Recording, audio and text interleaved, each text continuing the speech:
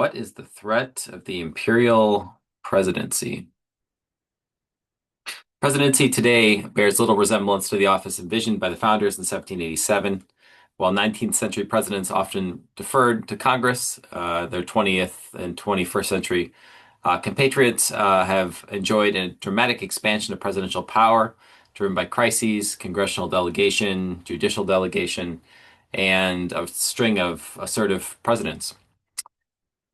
Presidents like Lincoln during the Civil War, Teddy Roosevelt expanding regulatory power in the early days of the 20th century, Woodrow Wilson during World War I, and especially FDR, Franklin Delano Roosevelt during the Great Depression and the early days of World War II, significantly enlarged the office's scope.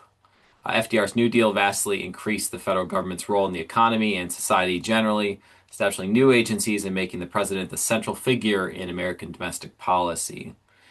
Lyndon Johnson, LBJ, continued with its Guns and Butter, Great Society programs late into the 1960s. Global leadership. The Cold War and subsequent global challenges solidified the president's role as world leader, not just national leader, commanding nuclear forces and vast intelligence networks and apparatuses. Events like 9/11, 2001, the terror attacks led to further expansions of executive power in national security and surveillance, i.e., the Patriot Act.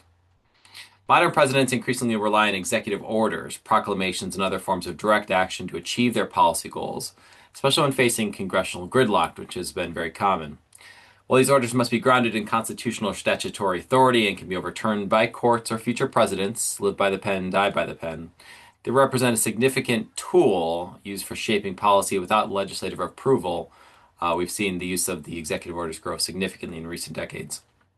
War powers.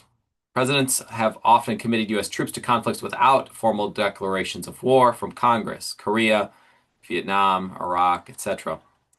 Congress attempted to reclaim some authority with the War Powers Resolution with Nixon in 1973, requiring notification and limiting deployments without congressional approval, but its effectiveness remains highly debated, with presidents often challenging its constitutionality.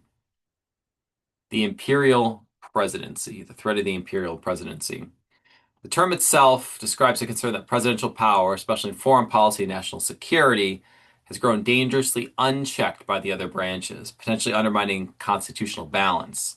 Use of executive privilege, the asserted right to withhold information from the other branches, has also fueled these concerns, though the Supreme Court ruled in U.S. versus Nixon, 74, that this privilege is not absolute. Its growth raises critical questions. Has this expansion been a necessary adaptation to modern challenges like gridlock, or has it dangerously concentrated power in Washington, threatening liberty and the balance envisioned by the founders? How effectively can Congress and the courts check this expanded power here at the recording in 2025? That's a question we're all asking ourselves here.